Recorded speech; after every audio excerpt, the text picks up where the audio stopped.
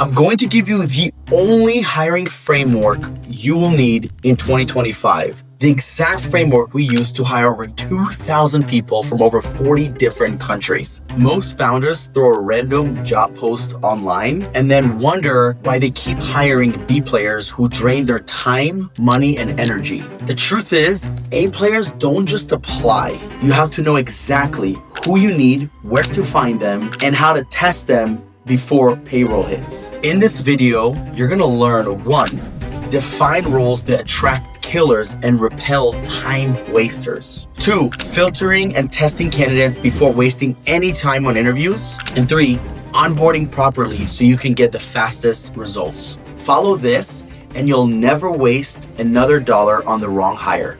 Let's dive in. Most founders hire reactively. They're drowning in work, they have no idea how or where to delegate, and they're consistently wasting time working on the wrong thing instead of working on their business and growing and continuously scaling. The first win you want to get when it comes to remote hiring is get clarity. You want to start with defining the outcomes, not just tasks. For example, you don't want someone that's just going to be going through your email all day. You want them to potentially respond to those emails, maybe set up appointments, maybe move appointments to a different time.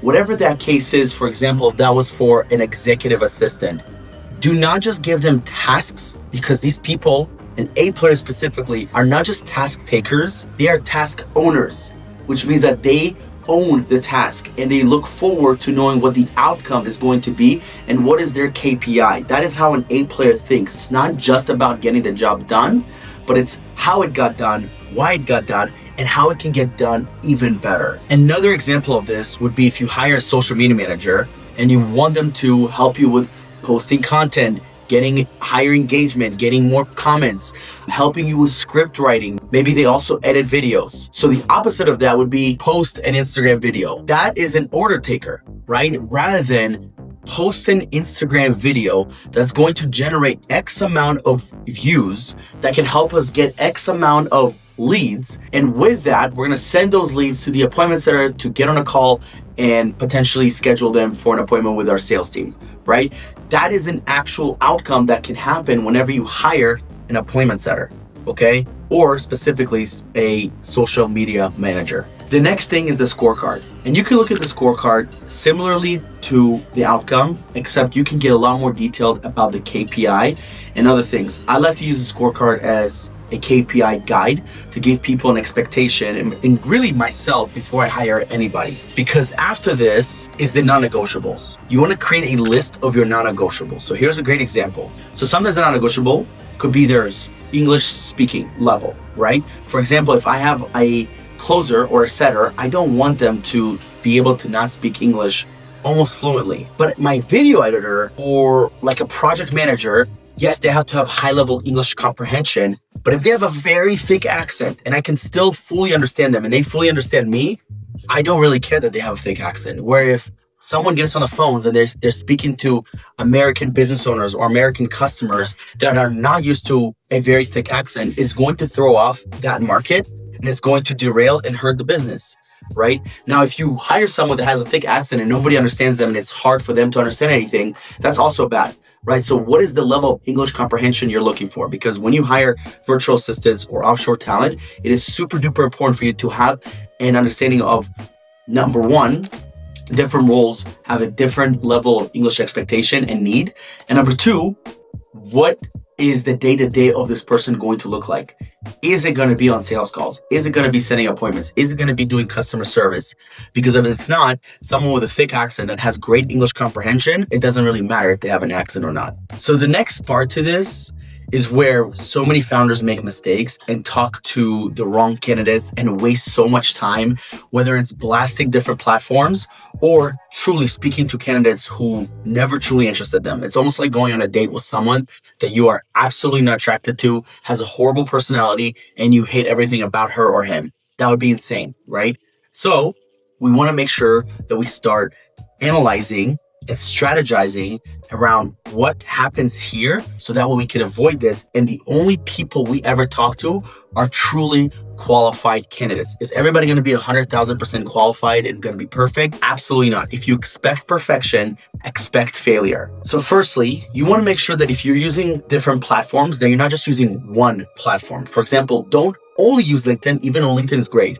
I recommend using LinkedIn and Facebook groups, and even our marketplace. If you go to app.remotelatinos.com, we have over 6,000 candidates that are pre-qualified on there. You want to diversify your lead sources. This is something that I learned when I was operating inside of an agency. One of the most important things is to have multiple channels to book appointments, right? Don't just rely on referrals. Don't just rely on paid ads, but you want to rely on multiple sources. If you do rely on referrals, awesome. Add in different platforms like LinkedIn, like app.remotelatinos.com, the marketplace that we built, or even Facebook groups, right? And guess what? LinkedIn also has groups in there, and it's very, very underrated. Now, you want to create a filtering form. Okay, and this filtering form is going to be about 10 to 20, maybe even 30 questions for this person to submit before any of the process truly starts.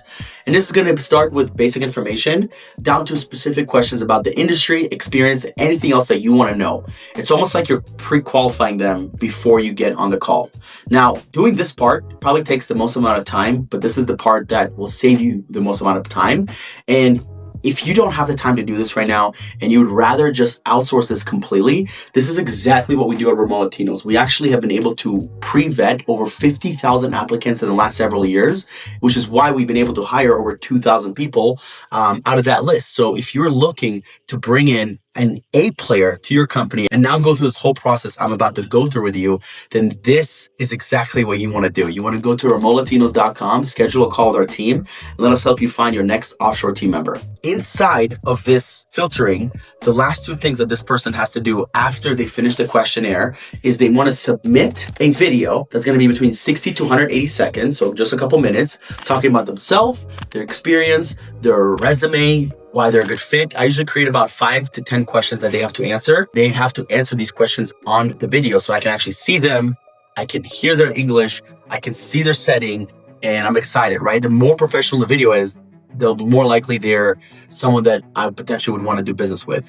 I don't mind doing selfie videos, but I obviously prefer someone to be in front of the camera. And then the last thing is the resume, right? So then they submit their resume. At this point now I have their form submitted, their video submitted, their resume submitted. Okay, now here's a cool part, guys. 80 to 90% of people won't go through the process. And out of the people that do go through the process, their video or their resume are not good for you, right? They're just not what you're looking for. Maybe it's their English, maybe it's their lack of experience, their lack of skill, whatever the case is.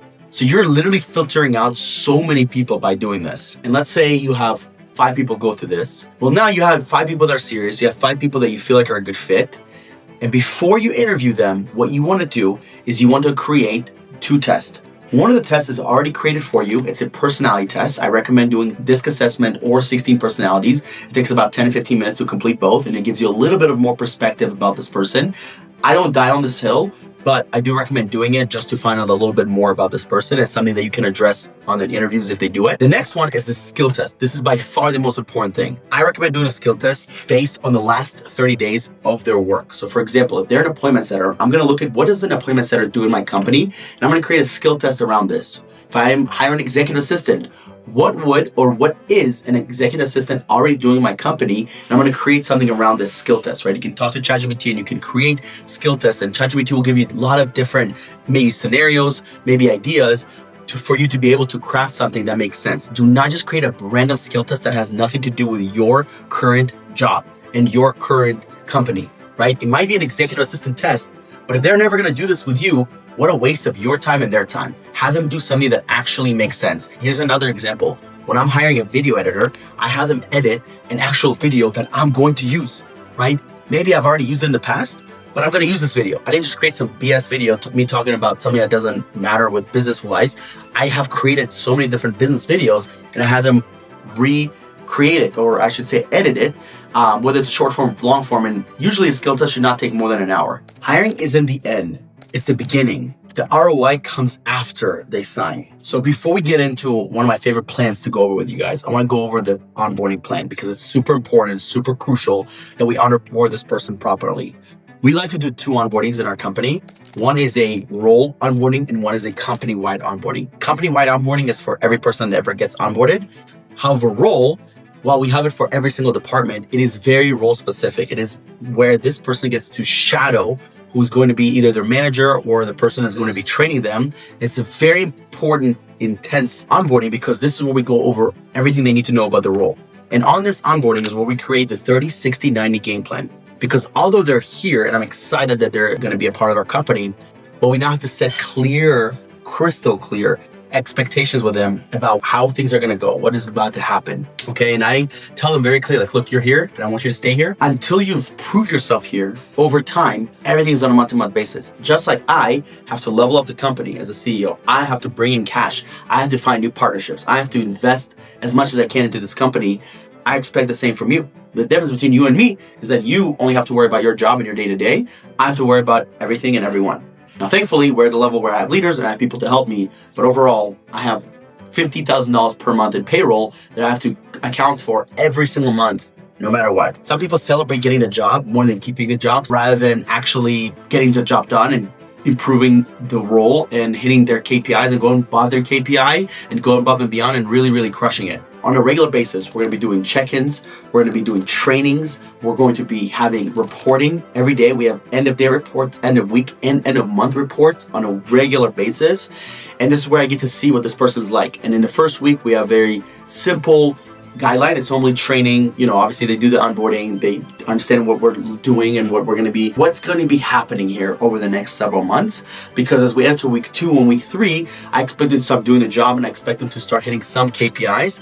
By the time we get to month 2, they've been here for a month. They know what needs to be happening and they know now the job's on the line, in a sense, in a good way, not in a bad way where they're going to get fired immediately.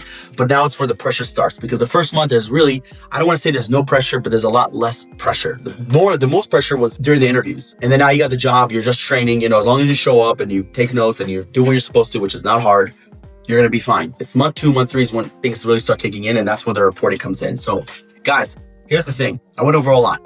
And I want to say this again. If you want to hire offshore A players and you don't want to go through this whole process by yourself, head over to remotelynos.com, have my team speak with you so that way we can help you find exactly what it is that you're looking for. I'm really excited for you guys to be able to watch this video and learn. I actually made many more videos on this topic in different ways, specifically talking about how to hire a commission-based setter. So check that out on my YouTube, and I appreciate you watching, and I'll see you on the other side. Os.